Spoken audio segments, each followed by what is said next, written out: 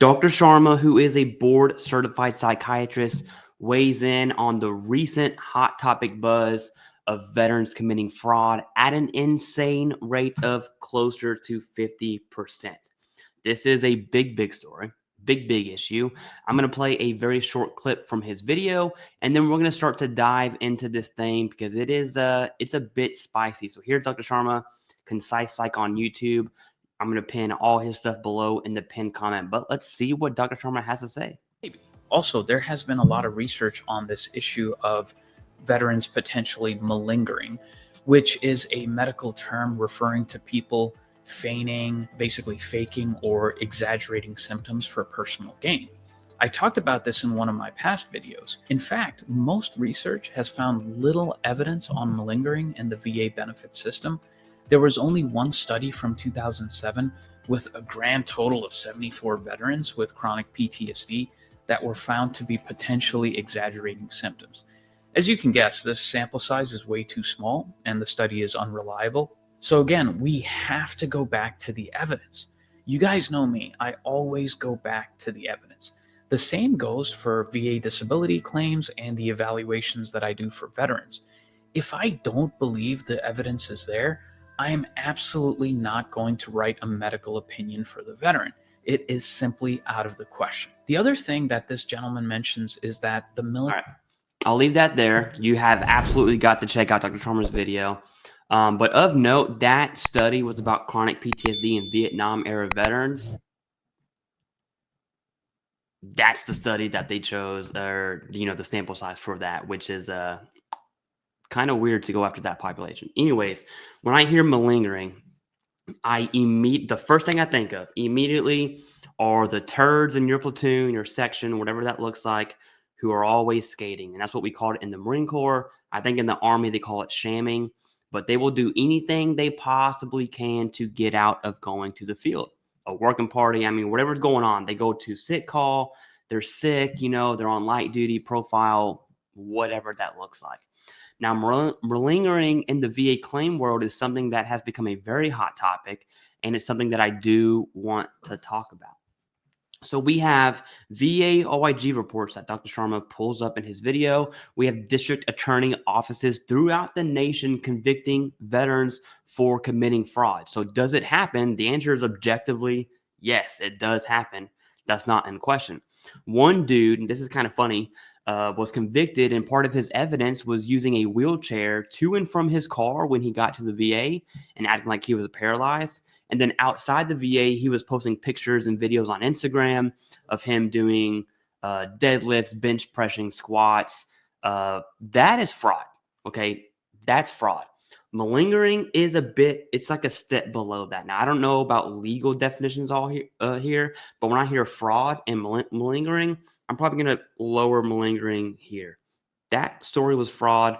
Malingering, it makes me think of people who malinger in the VA disability claim process are saying the right things to get a higher VA disability rating. That's specifically what I want to speak on.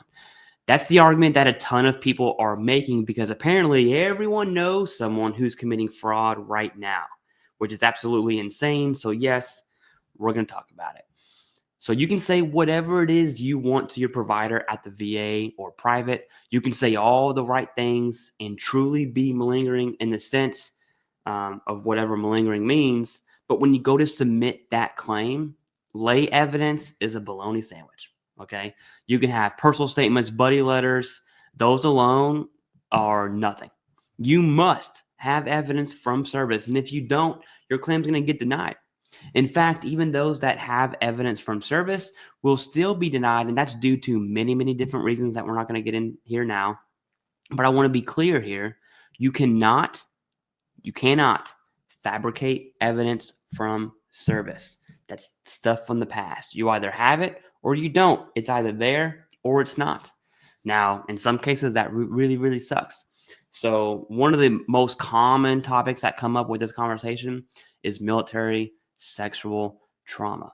So most veterans with MST don't have medical evidence from service, and that really sucks. And then some people will say, well, they can just say the right things, and then boom, that's it, your service connected. And that's not how the process works at all. It's actually very difficult. And there are other pieces of evidence like personnel reports, performance evaluation reports, when those occurred, date and time, who was there.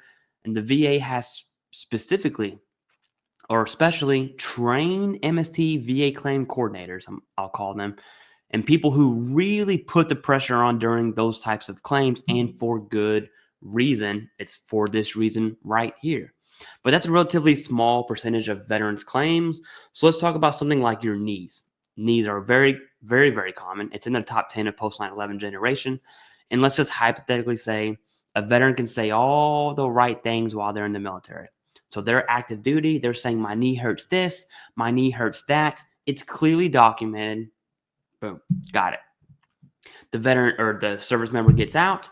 Then the veteran goes to the VA or the private provider and they say, my knee hurts this and my knee hurts that. All right, cool. So now we have evidence from service. We have current evidence. They submit that claim and it turns out, boom, they get the check mark for evidence in service. They have a x-ray and guess what's missing? A chronic diagnosis.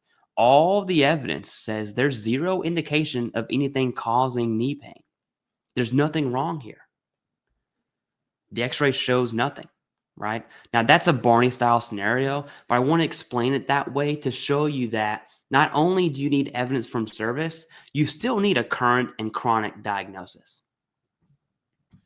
You know, psychiatrists, and Dr. Sharma goes on to explain this a little bit.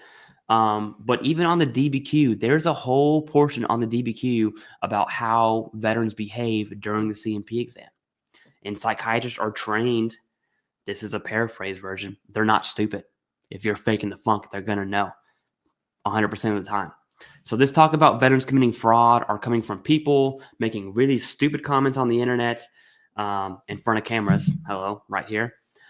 About how they know someone who is committing fraud. And really quick, I would caution any veteran from accusing anyone of committing fraud because we don't really know what's going on. And I'm going to talk about myself here in a very general sense, but ask yourself this.